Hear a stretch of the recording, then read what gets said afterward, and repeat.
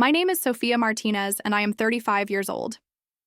I used to believe Christmas was about family, even if it meant driving hours, working late, and quietly covering bills no one else noticed. But last December, something changed. The emails never came, the family drive folder disappeared, and a voicemail from my mother confirmed the truth. We all agreed you're not welcome at Christmas. At first, I thought it was just rejection, but then I uncovered something far worse. They had been planning my erasure long before that night, while I was the one paying every mortgage bill, every utility, every cost that kept their celebrations alive. And when I discovered what they said about me behind closed doors, the decision I made shook the very house they celebrated in. This is not just a story about being excluded. It is a story about what happens when silence turns into proof, when a family that thought they could erase you suddenly faces the cost of what you carried alone. Stay with me, because by the end you will understand how one quiet decision changed everything they thought they controlled. I did not know it yet, but the proof of everything I feared was already waiting for me, hidden in the places I checked every day without thinking. It was a Tuesday morning in early December, cold enough that the windows in my apartment in Phoenix carried a thin blur of condensation. I sat at the kitchen table with a mug of coffee cooling too quickly, my laptop open, waiting for something I knew deep down was not coming. Every year since I can remember, by the first week of December, there would be a thread of emails about Christmas. Who was bringing the glazed ham? Who was in charge of the desserts? What time we would all meet at my mother's house in Tucson? Sometimes the messages were cheerful, sometimes they carried an edge of sarcasm, but they were always there. This time, my inbox was blank. I refreshed the screen once, then again, then a third time the way you do more out of habit than hope. Still nothing. No subject lines with Christmas plans from my cousin Maria. No dramatic reminders from my sister Carmen about dietary restrictions. Just silence. I told myself maybe they had not started planning yet. Maybe someone was waiting on travel confirmations. But I knew better. Silence that exact, that clean, is never accidental. I tried the family drive we had used for years. Each December, it held a folder full of spreadsheets, playlists, even gift registries. When I clicked on it, a red message appeared across the screen. Access denied. At first, I thought it might be a glitch, so I tried an old bookmarked link. Same message. Denied. It was like a door that used to swing open freely, now locked from the inside. My phone buzzed beside me. A text from my mother, Rosa, lit the screen. Her words were simple. Don't worry about this year. I figured you'd be busy. No need to stress about Christmas. There was no, we miss you. No, I hope you can make it. Just a sentence that sounded more like a dismissal than care. The kind of message that does not ask for a reply. I stared at it until the screen dimmed, the glow fading as if it was shutting me out too. The apartment was quiet except for the faint hum of the air conditioning. I set the phone down and leaned back in my chair. I was not crying. I had stopped crying over things that predictable years ago. But there was a heaviness in my chest, a press of something I could not quite swallow. Familiar, yet heavier this time, like a door closing with a finality I could not ignore. I thought of last year. I had arrived at the house in Tucson later than planned, stuck in traffic after a client meeting. My arms had been full of wrapped gifts, my hands sticky from carrying a tray of flan I had made at 2 a.m. When I stepped into the kitchen, not a single person looked up. The dining table was full, every chair taken. My sister Carmen glanced at me and smirked. Look who finally decided to show. I never even caught who muttered it because laughter followed, and in that moment it did not matter what mattered. What mattered was that no one moved a chair. No one made room. I ended up balancing a paper plate at the counter, eating standing up while my relatives toasted each other in the next room. I told myself then it was a mistake, just stress or holiday chaos. Families forget details, right? They forget you do. Not eat pork or that you always bring dessert no one admits to liking, but everyone finishes. I let it go. But now, sitting in my apartment with that text burning in my pocket, it did not feel like an accident. It felt orchestrated, like a meeting had been held and my name struck from the list. The coffee had gone cold. I poured it into the sink and watched the brown swirl vanish down the drain. Outside, the street was bright with neighbors stringing up lights, the sound of children shouting as they ran between yards. Inside, the air was heavy. I closed the laptop, not because there was nothing more to look for, but because I already knew what I would not find. That morning settled into me the way frost settles on glass, thin and invisible until you breathe and realize you cannot see through anymore. I stayed at the table longer than I should have, my phone face down, the apartment silent except for the low tick of the clock on the wall. My mother's words replayed in my head. Don't worry. As if the absence of a seat at the table was supposed to be a gift. I pushed the chair back, stood, and walked to the window. Across the street, a family was hauling out an artificial tree, the father adjusting the base while the mother untangled cords of colored lights. It looked effortless, the way they laughed at the mess, the way their daughter clapped when the top finally clicked into place. I watched until my breath fogged the glass, until I had to step back. The silence of my apartment pressed heavier after that. No invitation, no plans. Only the clear understanding that whatever family meant in our house, I was not included in it anymore. And for the first time, I let myself feel it. Not like a bruise to be hidden, but like a fracture that would not be ignored. I did not reply to my mother's message. I did not send a question to Carmen. I just let the phone stay dark and the room stay quiet, because deep down I already knew this was only the beginning. The phone rang just after 9 that night while I was brushing my teeth. The vibration rattled against the wooden nightstand. I glanced at the screen and saw the word Mom in capital letters, the same way it had been saved years ago when I first set up the phone. I let it go to voicemail, standing frozen with the toothbrush still in my mouth. When the chime indicated a new message, I rinsed my mouth, sat on the edge of the bed, and pressed play. Her voice filled the room, flat and too rehearsed. We all agreed you are not welcome at Christmas. There was no hesitation, no sadness, no attempt to soften the words. It sounded less like a mother struggling with a choice and more like a boardroom decision handed down without appeal. I sat very still, my thumb hovering above the screen. The message replayed once, then again, the same measured tone each time. By the second replay, I was saving it, my fingers steady even as my stomach knotted. I knew I would want that recording later. Proof that what I heard was not just in my head. I set the phone on the comforter beside me and stared at the ceiling. The words echoed in my chest, heavier each time they repeated. Not, I feel it might be easier. Not, it hurts to say this.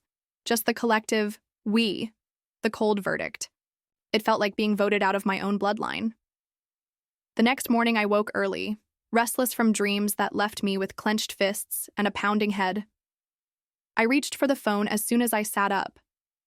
The group thread that had been there for years, labeled Holiday Madness, with Carmen's overdone use of emojis, was gone. Not archived, not muted. Gone. I scrolled through the other conversations, searching for remnants, but it was as if I had been lifted clean out of their digital lives. Out of habit. I tapped on Facebook, though I rarely checked it anymore. The first post on my feed was a picture of Maria, my cousin, holding a wine glass at my mother's dining table. Around her were familiar faces, 12 in total, my mother's hand resting on Maria's shoulder like a coronation. The caption read, Doing. What's best for the whole family is not always easy, but it's worth it. I zoomed in on the picture until the pixels blurred. The same chandelier I had helped my mother pick out. The same dining chairs I had ordered and driven down from Phoenix to deliver. Now filled with bodies that had voted me out. My chest tightened. Not with surprise, but with confirmation. There was no empty seat for me, no place card left waiting. I scrolled down and saw a comment from my cousin Luis. Hard vote but necessary. Another from Carmen with a line of clapping hands. I closed the app quickly, but the words had already lodged in my chest like a stone. The apartment was quiet again, the hum of the heater the only sound. I stood at the counter and poured a glass. Of water I barely drank. My reflection in the kitchen window looked unfamiliar. Eyes darker, shoulders tense. I whispered the words to myself, testing how they sounded outside of my head. We all agreed. Saying it out loud made it real in a way even the recording had not. By noon, I tried to distract myself with work emails, typing out responses that felt mechanical. My phone buzzed again, a notification that the Holiday Madness group had been renamed The Real Ones. The name flashed across my screen like a taunt. I tapped it, but of course my access was denied. For a moment I considered calling Carmen, demanding an explanation, but I set the phone down instead. I knew exactly what she would say, that I was too sensitive, that I made things tense, that it was better this way. They always had an excuse, wrapped up in a tone that made me feel like the problem. I went back to the voicemail that night, playing it again while I sat at the kitchen table. The same flat voice, the same sentence. It was astonishing how easily a family could edit someone out, as if silence and denial were cleaner than confrontation. I stared at the folder icon on my laptop where our holiday photos used to be stored, and thought about how quickly things could be erased. Later, while scrolling through old emails, I stumbled on one from last year. Carmen had written an all-caps reminder not to forget table runners. She had included me, had even tagged my name with a sarcastic note about my late arrival. I read it twice, then closed it. The difference between then and now was too sharp. Last year, I was the punchline. This year, I was not even in the room. Pushed my chair back and paced the apartment, the boards creaking beneath my steps. The silence felt different now. Heavier. Like a house after everyone has left but the lights are still on. I stood at the window again, watching the neighborhood across the street glow with decorations. Strings of lights twisted around porches, inflatables bobbing in the cool air. Their laughter carried faintly through the glass, distant but cutting. Inside my apartment, there was nothing but the ticking clock and the saved voicemail on my phone. I reached for it one last time before bed, not to play the message, but to check that it was still there. Saved. Safe. Proof that my absence was not imagined but decided. I placed the phone back on the nightstand and turned off the lamp. Thigh. Room settled into darkness, the kind of dark that feels both empty and sharp at the same time. My eyes stayed open longer than I wanted, listening to the hum of the heater, waiting for the silence to soften. It never did. The next morning, I woke with the kind of heaviness that comes from carrying something unresolved through the night. I made coffee and sat at the table with my laptop, not to check emails this time, but to open the spreadsheet I had kept for years. Rows of numbers stretched down the screen, neat and predictable. Each one a quiet reminder of what I had carried month after month. Mortgage, utilities, property tax, insurance. It was all there. I clicked into the mortgage tab and scrolled to the very beginning. January 2020. The first payment. 4 years. Of steady withdrawals, each line marked with the same figure. 1,680. 48 months of my life, recorded in tidy cells. I traced the column with my finger, as if I could feel the weight of it through the glass. That house had eaten more of my income than anything else I had ever paid for. Vacations I had skipped, clothes I never bought, dinners I turned down, all so the payment could slide quietly out of my account on the first of each month. I leaned back and rubbed my eyes. For years I had told myself it was temporary, that once my mother got back on her feet, she would take it over. I remembered the conversation in her kitchen when she asked me to co-sign. Her voice had been casual, her hand waving it off like it was no big deal. "Just until the bank feels comfortable, Sophia," she had said. "We'll switch it once things are stable."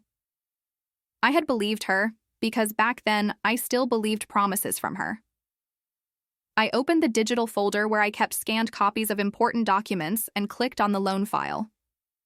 The PDF loaded slowly, the black text stark against the white background. At the top was my mother's name, Rosa Martinez, listed as sole owner. Below that, in smaller type, my own name appeared, not as owner, not as co-owner, but as co-borrower. The one who made the loan possible but held no claim to the house itself. I stared at the words until they blurred.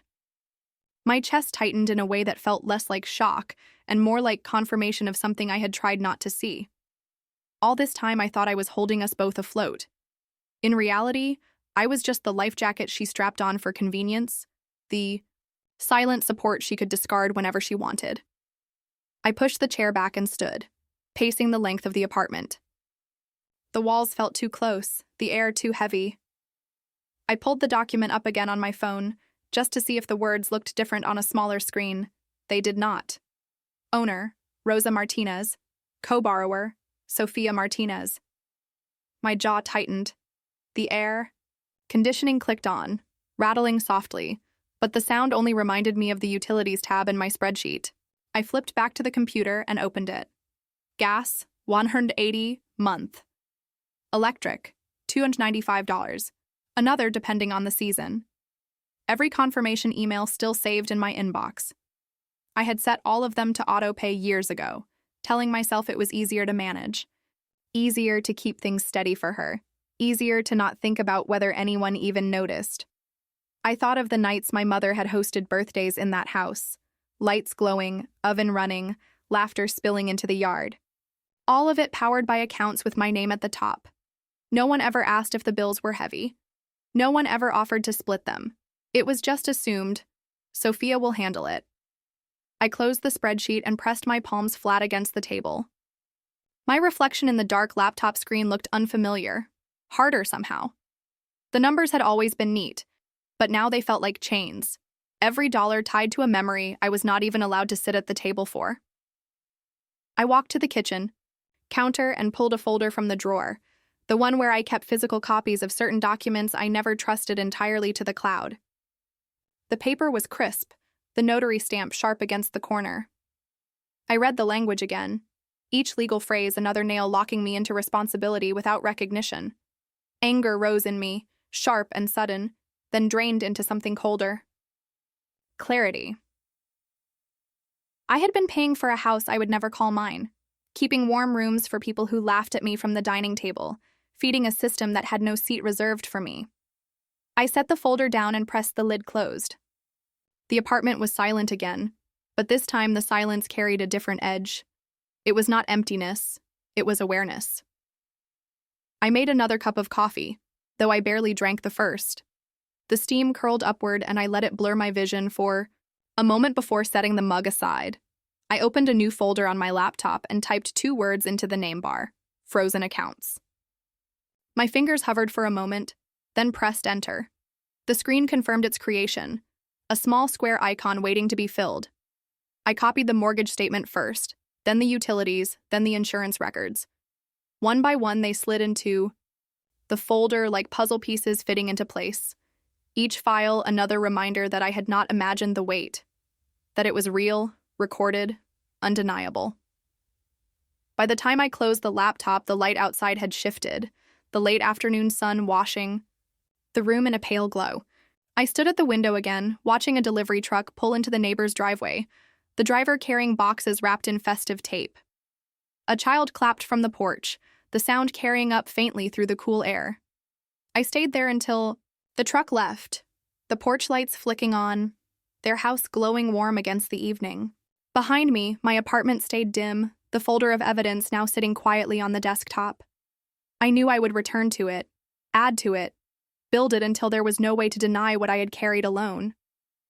For now, I just let the silence stretch. Not heavy this time, but steady, like a decision forming quietly in the background, waiting for its moment. 3 years earlier, I had stood in the lobby of a shipping store in Phoenix, balancing a stack of carefully wrapped boxes against my hip. Each one was labeled with a name written in my neat handwriting, each one taped tight with care. I had worked extra shifts that week just to cover the cost of expedited shipping. Inside the boxes were gifts I had chosen slowly over months, small things I thought would matter. A silver bracelet my sister Carmen had admired offhand in May. A scarf in the exact shade of turquoise my mother used to wear in her old school photos. Ornaments for the tree that reminded me of ones we had when I was a child. I remembered the feel of the cardboard against my arms as the clerk printed out labels. The total was higher than I had planned, but I slid my debit card across the counter without hesitation. It felt worth it. I told myself that when those gifts arrived in Tucson, my mother and sister would smile, and maybe, just maybe, remember that I was part of this family, even from miles away. A few days later, I sat at my desk at work during lunch, scrolling through Facebook. The first picture that popped up was my mother's living room, crowded with relatives, wrapping paper scattered across the rug. I zoomed in quickly, searching for the gifts I had sent. They were there, the bracelet glinting on Carmen's wrist, the scarf draped proudly around my mother's neck, the ornaments hanging from the tree. My chest warmed for a moment until I read the caption. From all of us. I read it again, slower, this time waiting for my name. But there was nothing. My sister had written the caption, claiming the gifts as a collective effort, as if I had been folded into a nameless group. Relatives commented with hearts and thank yous, no one asking who had picked the gifts, who had sent them overnight, who had stayed late at work to pay for them. My name did not appear anywhere. I sat there in the break room with the phone heavy in my hand. Around me, co-workers chatted about holiday travel plans, but I only heard the echo of my own thoughts. How quickly a person can be erased, how easily gratitude can be repackaged until you are invisible. It had not just been that Christmas. Birthdays passed the same way. The cake for my cousin Miguel had been ordered with my card, but the photos online thanked the family. Decorations I had bought appeared in pictures tagged as teamwork. Every effort I made was swallowed whole, renamed, reassigned. I told myself back then that it did not matter, that gifts were meant to be given without recognition. But sitting in my apartment now, staring at the glow of my laptop, I knew better. It had mattered. It mattered because the pattern was too clean. My presence was never acknowledged, but my money, my effort, my time, those were always welcome. I opened the frozen accounts folder again. The mortgage and utilities files were already there. Now, I began pulling receipts from old emails, screenshots of online orders, shipping confirmations. I copied the photo of Carmen wearing the bracelet, the one she had captioned as though it came from everyone. I dragged them into the folder one by one, evidence not for anyone else but for myself, so that when I doubted, I would remember. I had not imagined it. The folder grew. Small icons stacking neatly into rows, each one a record of how my name had been removed. But my effort remained. I scrolled through them slowly, my chest tightening as memories flickered. The scarf around my mother's shoulders praised in comments as if it had appeared from thin air. The ornaments shining on the tree that no one admitted came from me. I sat back in my chair, rubbing my temples. My apartment was quiet, the only light the blue glow from the screen. Outside, laughter carried faintly from a neighbor's apartment, where music played. I thought of the laughter in my mother's house that year, the way they had toasted around the tree, my gifts in their hands, my name absent. The silence inside pressed against me, but this time I did not feel crushed by it. Instead, it sharpened something. I realized that what hurt most was not the money or the effort. It was the rewriting of memory, the way a family could cut your name out of the picture and still keep the pieces you had given. I highlighted the files in the frozen accounts folder and created a subfolder titled Erased. My hands trembled slightly as I dragged the photos and receipts inside. It felt like carving space for the truth, a place where my contributions could not be stolen or mislabeled. When I closed the laptop, the room was dark except for the faint light of the street lamps filtering through the blinds. I leaned back in the chair and let out a breath I had been holding too long. The evidence was saved, the memories cataloged. For the first time, I felt the faint outline of control, fragile but real, like the first crack in ice before it splits wide open. The following morning, the first vibration on my phone came before I even poured coffee. I picked it up expecting another work email, but the screen showed Luis's name. My cousin had never been much for conversation outside of family events, so the short message startled me more than I expected. Everything feels easier without you around. I read it once, then again, waiting for my brain to catch up. There was no greeting, no buffer, just that one line, bare and sharp. My thumb hovered over the keyboard, but I did not type a reply. I took a screenshot instead and dropped the phone back on the counter. The words echoed in my chest, louder because they were so casual. Easier without you. I moved through the motions of making coffee, spooning grounds into the filter, filling the pot with water, but each sound felt distant. The hiss of the machine, the drip into the pot, the smell filling the kitchen. I stared at the steam curling upward, trying to steady myself. When another buzz lit the counter, I hesitated. Isabel, my youngest cousin, 24, the one who always seemed a little out of place at those crowded dinners. Her message was short but different. "Can I call you?" I typed back. "Yes." The phone rang almost instantly. Her voice was careful, quiet, as though someone might overhear even through the line. "I don't agree with what they did," she said. "I have something you need to hear." I straightened in the chair. "What do you mean, Isabel?" There was a pause, the sound of her breath catching. "I recorded it, the way they talked about you last week. I couldn't let it just sit there." My pulse quickened. She promised to send the file, told me to keep it safe, and then hung up quickly, as if even the call itself carried risk. A moment later, a notification appeared, an audio file waiting in my inbox. I pressed play with trembling fingers. The sound was clear, the background chatter of glasses clinking faintly behind the voices. Carmen spoke first, her tone sharp, dismissive. "She's cold. Everything she does feels calculated, like she wants applause for being decent." My mother's voice followed, steady and unfeeling. "She's not really family, she's just convenient." There was laughter, a ripple of agreement. Then Brian's voice slid in, measured like he was discussing numbers at the bank. "Don't stir the pot. Keep her name on the papers. It's clean. No need to rock the boat." The clip ended abruptly, silence swallowing. The room around me? I sat frozen, the phone heavy in my hand, the words looping in my head. Convenient. Not family. Cold. I set the phone on the table and pressed both palms against my eyes until the darkness behind them sparked. Tears threatened but did not fall. Right away. They came slowly, hot against my cheeks. Not loud sobs, but a quiet stream I could not stop. For years I had felt the shift, the way jokes carried an edge, the way silence grew around my contributions. But hearing it said out loud, recorded in their own voices, stripped away every doubt. They had sat in a room together, glasses raised, and reduced me to a utility. Not a daughter, not a cousin, not a sister. Just convenient. I reached for a tissue, then another, but my hands shook as I wiped at my face. The apartment felt smaller, the walls closer, the quiet almost unbearable. I stood and paced, the hardwood creaking beneath my steps, each word echoing with every pass of the room. Cold. Convenient. Not family. Eventually I sat again and opened my laptop, dragging the file into the frozen accounts folder. My cursor hovered for a long time before clicking. The icon appeared beside the others, another piece of proof. This one hurt more than any number on a spreadsheet. I leaned back, staring at the ceiling, my throat tight. It was strange how quickly the line between suspicion and certainty could be crossed. For years I told myself I might be imagining things, that maybe I was too sensitive. One 10-second recording ended that debate forever.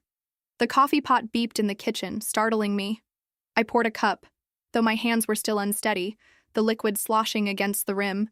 I held it between my palms, letting the heat ground me, though the taste barely registered. I thought about calling Isabel back, thanking her, but the words felt stuck. I knew why she had done it, why she risked sending the file. She had seen what I had lived. She had felt the undercurrent too. And maybe, in her way, she wanted me to know I was not crazy, that what I felt was real. The clock ticked past noon. Sunlight filtered through the blinds, stripes of brightness cutting across the floor. I sat with my coffee cooling beside me, the audio replaying in my head without need of the phone. Their laughter, their certainty, their dismissal. Eventually, the tears slowed, drying sticky against my skin. What settled in their place was something colder. Clarity, a kind of resolve that hurt but also shaped itself into something harder. I had the numbers, the documents, the receipts. Now I had their voices too. I closed the laptop gently and sat still for a long moment, listening to the hum of the refrigerator, the faint sounds of life from the apartments above and below. My breathing steadied, the shaking in my hands easing. The truth had been spoken. Recorded, saved. There was no undoing it. By the time the sun dropped lower, Casting orange light across the walls, I stood and pulled the curtains closed. The apartment dimmed around me. I placed the phone face down on the table and let my body sink into the couch. The quiet returned, but this time it was filled not with doubt, but with certainty. I wiped the last trace of moisture from my cheeks and sat upright. The tears had been necessary, but they were not the end. They were the last surrender before something stronger would take shape. I could feel it waiting, steady, cold, undeniable. I pulled the laptop closer and opened a fresh document, the white screen glaring in the dimness of my apartment. My fingers hovered above the keyboard, hesitating for a breath before I began typing a list. Mortgage, utilities, property, tax, insurance, internet, gas, electric, every account tied to that house in Tucson, every thread that bound me to them without acknowledgement. The list stretched longer than I wanted, and with each word, my chest grew tighter. I stared at the lines until they blurred. This was the skeleton of my life for the last 4 years, invisible yet constant. I had kept them afloat without applause, without even a seat at their table. They had voted me out while still living on what I provided. The thought hardened inside me. If they wanted a family without me, then they could have it, stripped of the convenience I had quietly given. I reached for a notepad from the drawer and began copying the account numbers by hand. The act steadied me, ink pressing into the page, each digit permanent. Next to them, I wrote the next scheduled draft dates, all neatly lined. January 1st, mortgage. December 27th, electric. January 3rd, property tax escrow. My handwriting looked firmer than it ever had, each number written like it was part of a contract. The clock on the stove blinked midnight. I poured myself another cup of coffee, stronger this time, and leaned against the counter as the steam fogged my glasses. My hands trembled slightly as I lifted the mug, but the warmth steadied me. For once, the shake was not from fear. It was from the weight of choice. I walked back to the table, set the coffee down, and opened the bank's website. My username and password felt heavier than usual as I typed them in. The dashboard lit up, clean numbers lined across the screen. The mortgage balance first, bold at the top. I scrolled through the payment history, row after row of my money sliding away each month. 48 months all on time, never a missed payment. At the bottom of the page, a small button waited. Options. My cursor hovered. The drop-down opened with simple commands: pause, freeze, cancel autopay. The words looked clinical, almost harmless. I sat there for a long moment, breathing slowly, feeling the heat of the coffee against my palm. I closed the tab before clicking anything. Not yet ready. The decision needed to be deliberate, not rushed. I opened a new folder on my desktop and named it Evidence. Inside, I began dragging screenshots, mortgage statements, utilities confirmations, tax receipts, homeowner's insurance. Each file slid neatly into place. I added the recording Isabel had sent, the one where my mother's voice called me convenient, not family. I dragged in the Facebook post from Maria, smiling with my mother's hand on her shoulder, captioned about doing what was best for the family. The folder grew heavier with each edition, like it was absorbing years of quiet sacrifice. I paused and stared at it, a cold calm pressing into me. I had spent so long doubting myself, but here was the proof. Their voices, their faces, their denial, all documented. I picked up the phone again and reopened the banking app. The mortgage account appeared first, scheduled payment blinking at me. My thumb hovered over the freeze option, the weight of years pressing behind that tiny button. My stomach tightened, as if bracing for impact. I pressed. The screen shifted to a confirmation. Window. Your request to freeze this account has been submitted. A small green checkmark blinked. I let out a breath I had not realized I was holding. It was done. I set the phone down gently, as though the action itself carried ceremony. The silence in the apartment changed. It was no longer heavy with loneliness. It was sharp, decisive. The hum of the refrigerator sounded different, like a metronome keeping time with a new rhythm. I turned back to the laptop, opened another tab, and logged into the electric company. The balance was zero thanks to autopay, but the account details still showed my name at the top. I clicked Manage. The same option appeared, Suspend. I saved a screenshot first, dragging it into evidence, then I pressed the button. A confirmation email arrived instantly. Service scheduled to end December 24th at 6 p.m. I smiled without meaning to. Gas and internet followed, each one frozen, each confirmation saved. I typed out notes in the notepad beside me, account numbers circled. My handwriting steadied more with each entry. This was not chaos. It was clean. By 3 in the morning, I had finished. Every account was locked, suspended, or scheduled to cut off. The folder on my desktop brimmed with proof.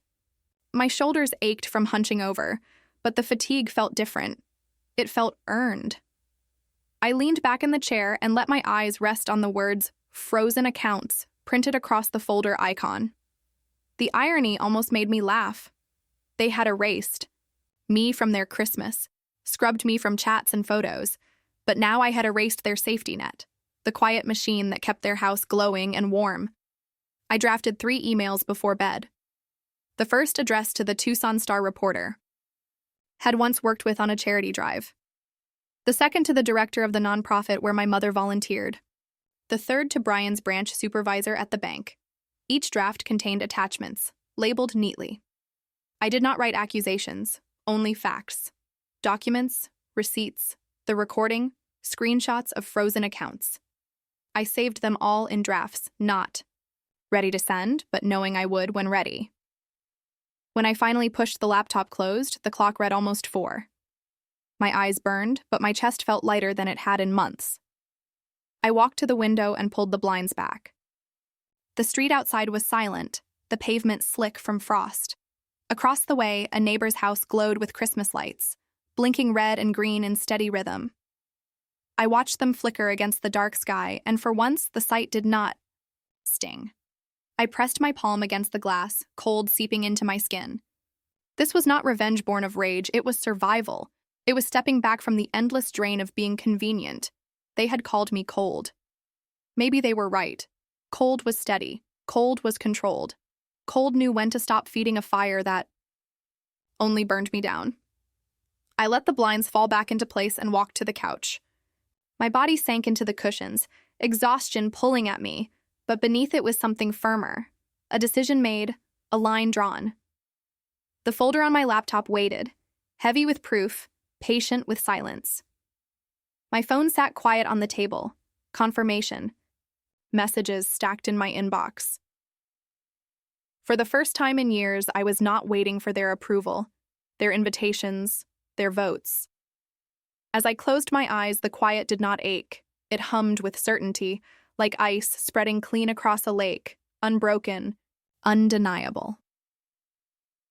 Christmas Eve arrived with a brittle sky, the kind that holds its cold high in the air and lets it sink into the ground. I woke late that morning, stretched across the couch with the blanket tangled around my legs. My phone buzzed on the table beside me with reminders, frozen accounts, confirmation emails stamped with dates and times. I skimmed each one, then tucked the phone back, face down. Everything was in motion now. The day passed quietly. I cooked myself eggs, toasted bread, and made tea. I walked to the corner store for milk, the sidewalks nearly empty, most people already home preparing for their celebrations. My own apartment stayed still. No decorations, no tree, no gifts stacked in a corner. I had stopped pretending. By evening, I sat with a book in my lap, though I barely read the words. My phone buzzed once, then again. At first I ignored it, but the sound repeated, messages stacking quickly. I leaned forward and picked it up. The screen lit with a flood of texts, each one from cousins still at my mother's house in Tucson. The first said, "Power just went out." The next came seconds later. "Everything's black. Mom is screaming." Another followed. "Catering tried to run the card, and it was declined. No one can pay." I stared at the words, the corners of my mouth tightening, though I did not smile. I scrolled as more arrived, guests confused, people lighting candles. Maria posted in a group chat asking if anyone had extra flashlights. The image formed in my mind too clearly. The crowded dining room gone dark, the turkey cooling in silence, voices rising as panic spread. A new message popped up, this one from Carmen. "Did you do this?" I let the phone rest in my hand, my thumb brushing the edge of the screen. I did not type anything back. I did not need to. Another wave of text followed, faster now. Elaine called the electric company. They told her the account is inactive. Mom is shouting at customer service, saying it must be a mistake. Then the next one, sharper. The rep told her the primary holder froze the account. The words settled into me colder than I expected. "This account has been frozen by the primary holder," a line spoken by some stranger in a call center. But in my mind, I could hear it drop into the room like a gavel. I pictured my mother standing in her kitchen, cordless phone pressed to her ear, face stiff as the words sank in, Brian shifting uncomfortably at her side, realizing what it meant, Carmen pacing, her voice shrill, trying to find someone else to blame. Guests whispering, coats being pulled from the rack, the warmth of the house dissolving into shadows. Another message came from Luis. "People are leaving. Half the table already walked out. Mom looks like she's about to faint." I set the phone on the coffee table, screen up this time, and watched the messages roll across it like ticker tape, each one a snapshot of the unraveling.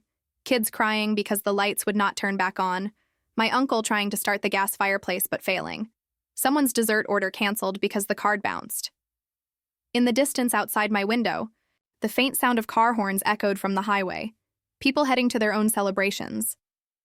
I leaned back, the phone still lighting up with panic. My apartment glowed soft with the single lamp by the couch. The contrast felt almost unreal. Their chaos, my calm. At 6:35, Carmen's name appeared again. "Answer me. This is your fault." I let the notification fade. A few minutes later, another text arrived, this time from Isabel, quiet as always. "They know it was you.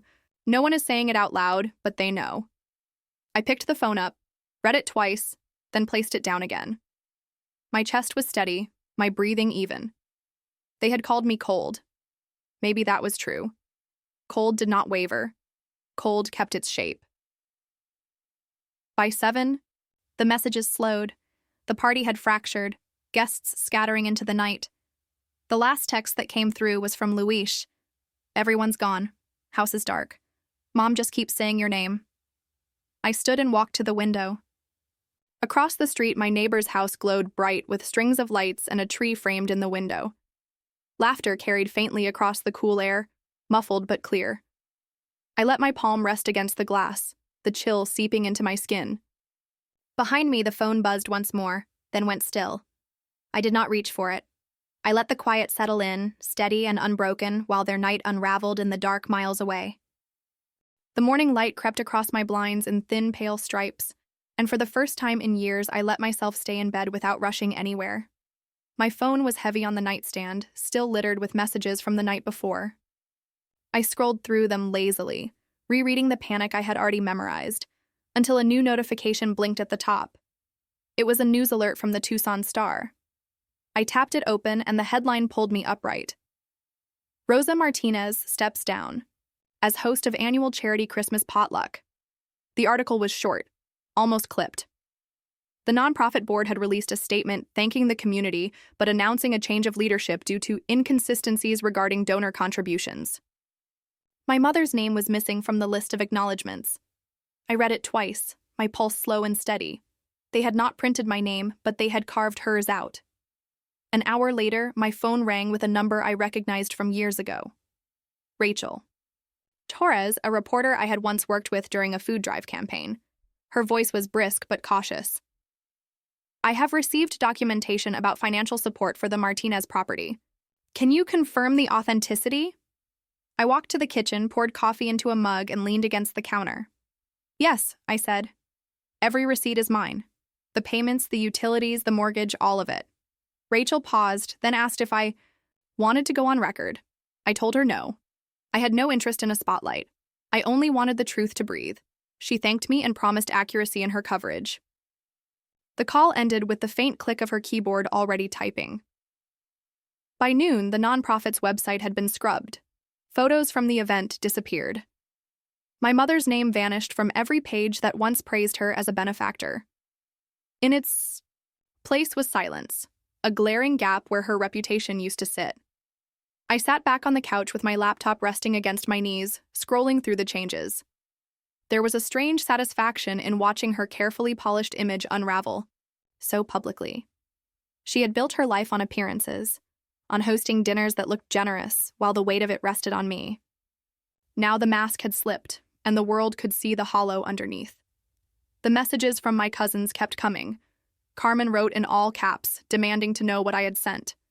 Maria accused me of destroying the family name. Luis said nothing, just sent an image of the darkened house with candles glowing weakly in the windows. Isabel texted quietly. They are panicking. They blame each other. Later that afternoon, another call came, this one from an unfamiliar number. The man on the line introduced himself as a regional compliance officer for the bank where Brian worked. His voice was clipped, professional.